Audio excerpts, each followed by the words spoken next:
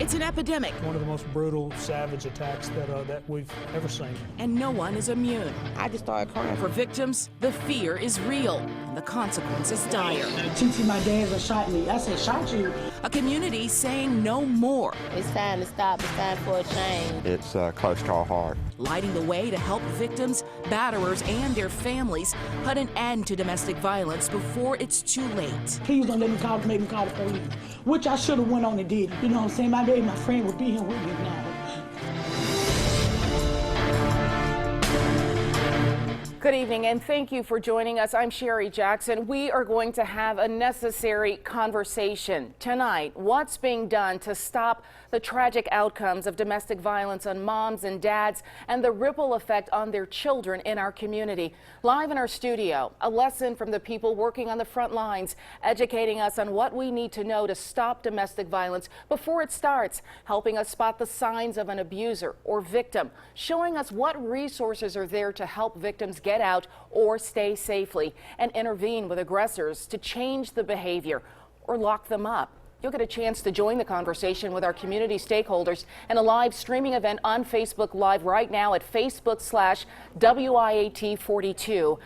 You know, as we were preparing this special report, an unthinkable tragedy happened when Coral Anita Wilson and 4 of her children were shot by a man police say was a father and boyfriend. CBS 42 News reporter Lee Garner has their night of horror that shook our community. In a yard crowded with children's bikes and toys, now there is broken glass. LaShundra Gus was over at the home Wednesday night watching television with Coral and her 8 children when their father allegedly kicked in the door. It's time for you to go ahead and leave. Please don't make me call the police, which I should have went on and did again. You know what I'm saying? My friend would be here with me now. Gus left to check on her mother, and while she was next door, she heard the gunshots. Moments later, several of the children showed up at her door, wounded. And I know she kept drifting off, so I'm like, Faye, you gotta stay woke and talk to T. I said, talk to me, do not go to sleep, stay awake and talk to me. But he was leaking so bad, so I was trying to get, because I'm a traveling nurse myself, so I tried to, trying to tie him off so I could at least slow down the blood. Gus says she was terrified for the rest of the night while the children's father was still on the run. She stayed on the floor to avoid any possible gunfire. Gus wept in the morning when police told her they had him in custody and when the night's events sunk in. But that's my friend. I'm gonna help her out. Mm-hmm. You know, we single parents. We had to stick together with her. And she had 8. She got 8 children. Mm-hmm. In Birmingham, Lee Garner, CBS 42 News. Birmingham Mayor William Bell is our first guest tonight to talk about what's happening in our community and what's being done to help people. And Mayor Bell, thank you for coming in for this special. Yes. This has really touched, I think, a nerve with people. I just came from a prayer vigil at the First United Methodist Church, in which the family are members of that church.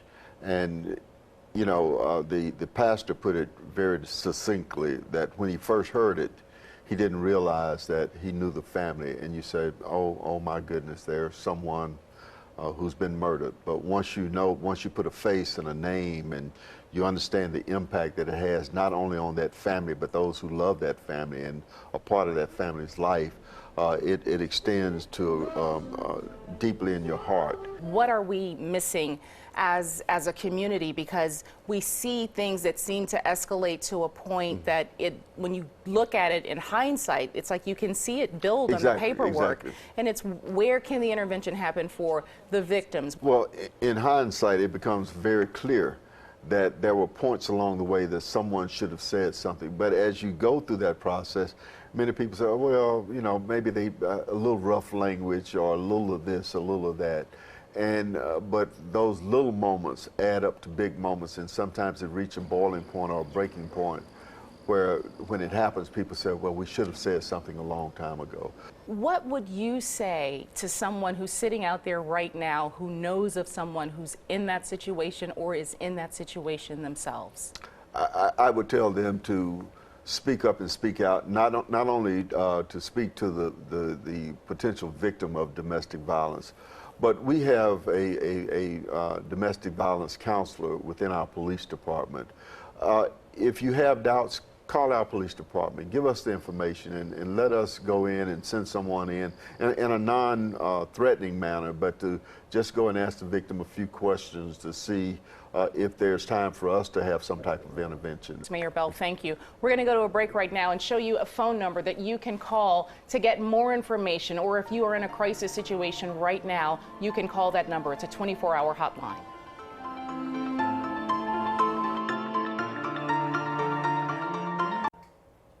And so you see that number, and thanks to Mayor Bell for coming in and talking with us. Now we are going to talk with someone who knows the tragic outcome of domestic violence firsthand. He lost his daughter to a horrific crime back in 2011. Mr. Tommy Waltz, thank you for coming to talk with us, because when we talked earlier, you said it's long overdue. But first, tell me about Uleka. Utiva was my baby girl, and it was just unimaginable because everything went the way it did. It was just some issues that had taken place, but she was dealing with it. Utiva, a mom, 2 children. Mother, 2 children. 23 years old? 23, 3 months before her 24th birthday. And what we know that happened, and I know this can be painful, but she was shot and killed by her husband. Her husband. For the family, for you, what was going on, first of all, when you heard, because now your life is forever changed as well? It's been difficult, it's been hard, but with God, we get through it.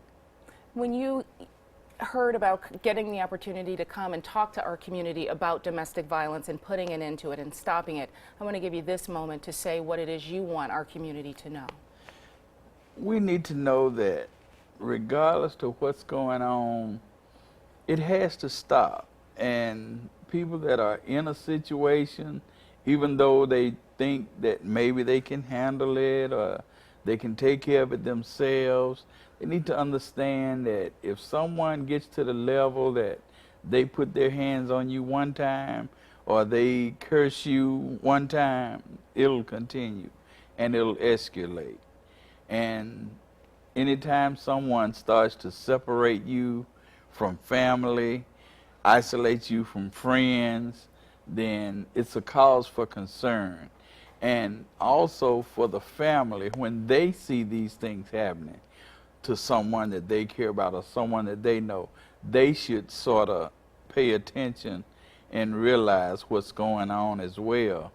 Because from the outside looking in, when a person's attitude and demeanor change, or when they stop doing things that they normally did because they've recently gotten into a relationship or whatever's going on, then it's cause for concern. Let me say this. We have many resources listed on our website right now at WIAT.com that you can look at. Go on the website right now, and we are streaming a conversation on Facebook Live.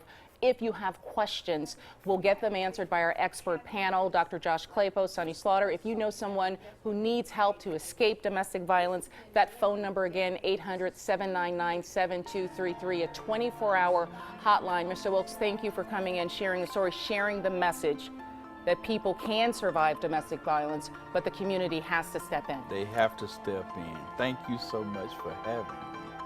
We'll be right back.